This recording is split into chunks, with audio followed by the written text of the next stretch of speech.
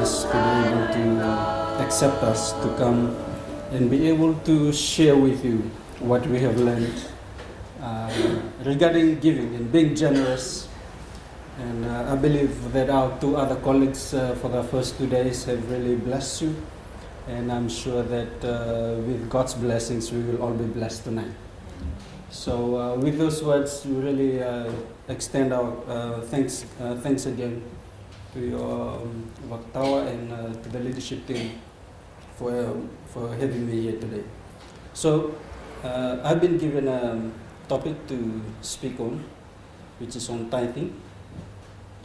And out of all the things in the Bible, I love to talk about finance more than anything else.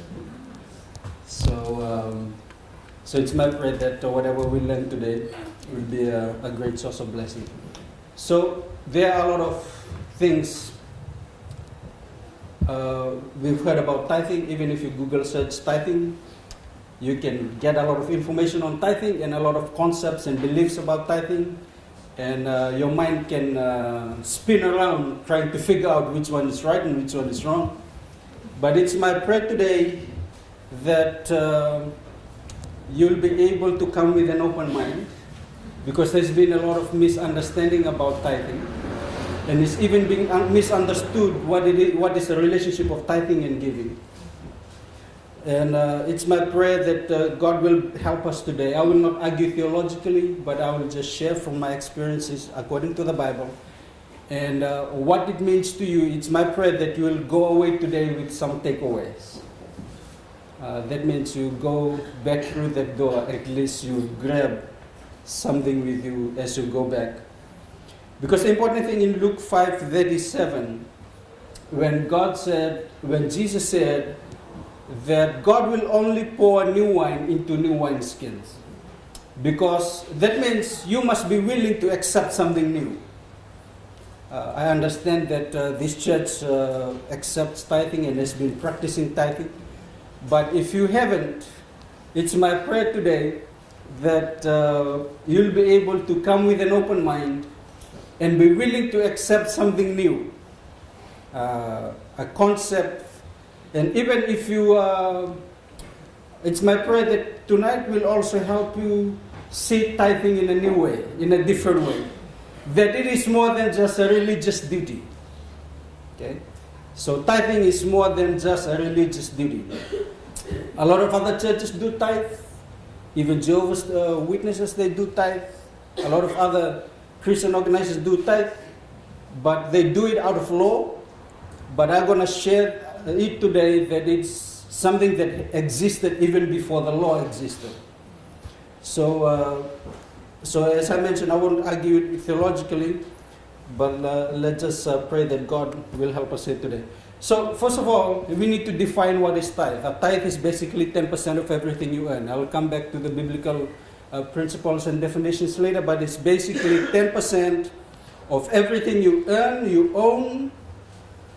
So basically it is the head portion of your income or your increase. It's the first portion, the head. That means it is the very first, the leading portion. Even God uses portions. Sabbath is 1 out of 7. Tithing is 1 out of 10. Even mentioned about firstborn, first fruits. So because God asks us to love Him wholeheartedly, and the demonstration of that wholehearted love is revealed by the quality of the portion that you give Him. Okay. So that means it must come out of the heart. But that heart must be attached to the portion that you release out of your own, that you're willing to give to Him. So even God blesses by portion. He said 30-fold, 60-fold, 100-fold. Even in the Bible there's a mention of 1,000-fold. I can even lead you into a Bible verse that tells about 1 million-fold. You want to hear that? Probably some of you won't be able to handle that.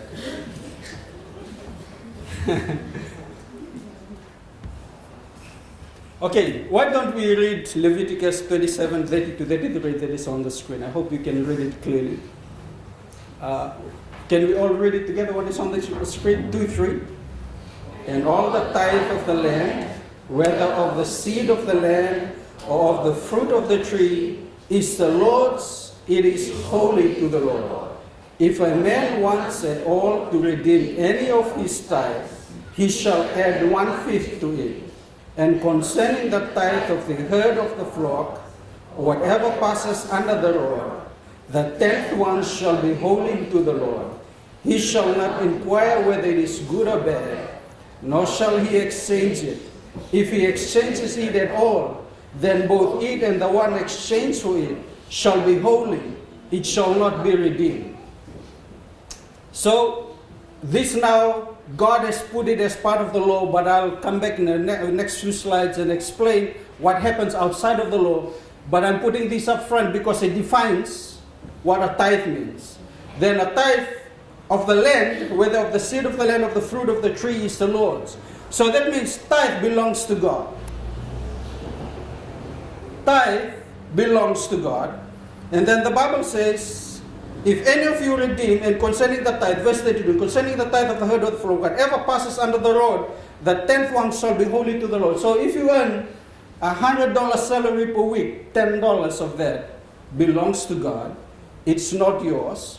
Or if you have shirts and you go through the hangers, 1, 2, according to verse 32, 1, 2, 3, 4, 5, 6, 7, 8, 9, 10. The 10 belongs to God.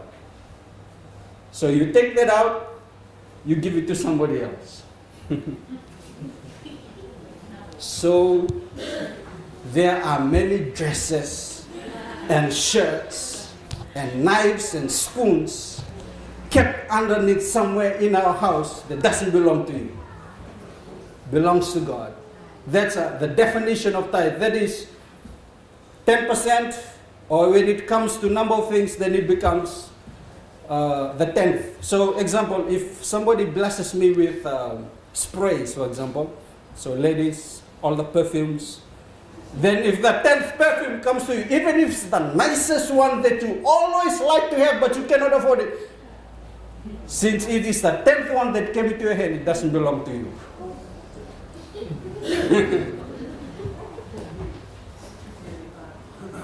Listen to verse 33. It said, he shall not inquire. Your reasoning mind. Whether it is good or bad, nor he exchange it. If he exchanges it at all, then both it and the one exchanged for it shall be holy and shall not be redeemed. That means, if you go through the 10th shirt and the 10th shirt is an old one and you don't want to give the old one, but you want to give a new one, then both of it, the old and the new, needs to get out. This is, I'm defining it. So I'll come back to what it means, but just putting this up front, at least it is clear what it means, what the tithing means. So that means tithe is the head portion that belongs to God. Wow. Why don't we say with me, it's mine by ownership, it's God's by ownership, and mine by stewardship. So Pastor Manasa took you through Monday on Christian stewardship. Because stewardship comes with the understanding that you know that your source is God and everything that you have is not yours, you are only a steward. And we must learn to be a good manager.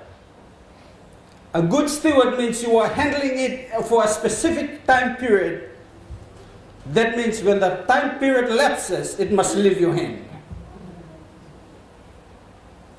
So tithing then, because it doesn't belong to us, it belongs to God, it is a stewardship test. God instituted it through Abraham as a stewardship test. Okay. Why don't you tell your neighbor, it's a stewardship test. So that means when it comes through your hand, it doesn't belong to you. Then you must have the understanding that you are handling it for somebody else. So tithing is portion. Say with me, portion. Say with me, the head portion.